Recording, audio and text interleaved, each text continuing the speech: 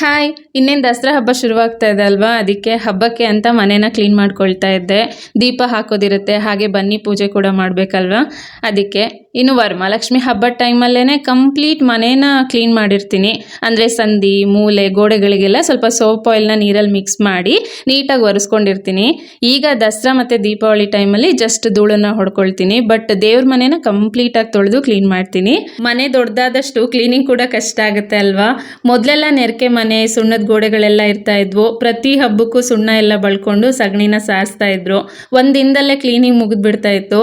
ಆದರೆ ಈಗ ಕಂಪ್ಲೀಟ್ ಮನೆ ಕ್ಲೀನ್ ಮಾಡ್ಕೋಬೇಕು ಅಂದರೆ 4 ರಿಂದ 5 ದಿನನಾದರೂ ಬೇಕು. ಅದಕ್ಕೆ ನಾನು 6 ತಿಂಗಳಿಗೆ ಒಂದ್ಸರಿ ಕಂಪ್ಲೀಟ್ ಮನೆನ ಕ್ಲೀನ್ ಮಾಡ್ಕೊಳ್ತೀನಿ. ಬಾಕಿ ಟೈಮಲ್ಲೆಲ್ಲ ಈ ರೀತಿ ಮಾಡ್ತೀನಿ.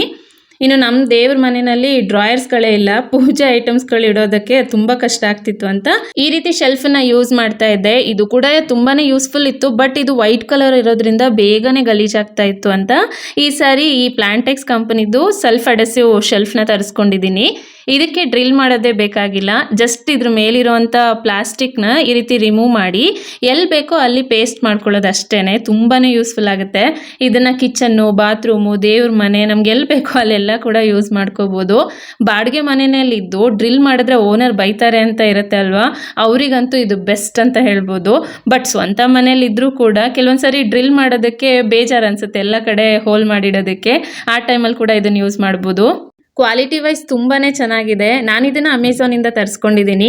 ನಿಮಗೂ ಬೇಕು ಅಂದರೆ ಅಮೆಝಾನಲ್ಲಿ ಡ್ರಿಲ್ ಫ್ರೀ ಶೆಲ್ಫ್ಸ್ ಅಂತ ಸರ್ಚ್ ಮಾಡಿ ಈ ಪ್ಲಾಂಟೆಕ್ಸ್ ಶೆಲ್ಫ್ ಸಿಗುತ್ತೆ. ಆರ್ಡರ್ ಮಾಡ್ಕೊಳ್ಳಿ, ಮನೇನ ಆರ್ಗನೈಸ್ಡ್ ಆಗಿ ಇಟ್ಕೊಳ್ಳಿ. ಸಿಗ್ತೀನಿ ನೆಕ್ಸ್ಟ್ ಮಿನಿ ವ್ಲಾಗಲ್ಲಿ. ಹ್ಯಾಪಿ ಕ್ಲೀನಿಂಗ್, ಬಾಯ್.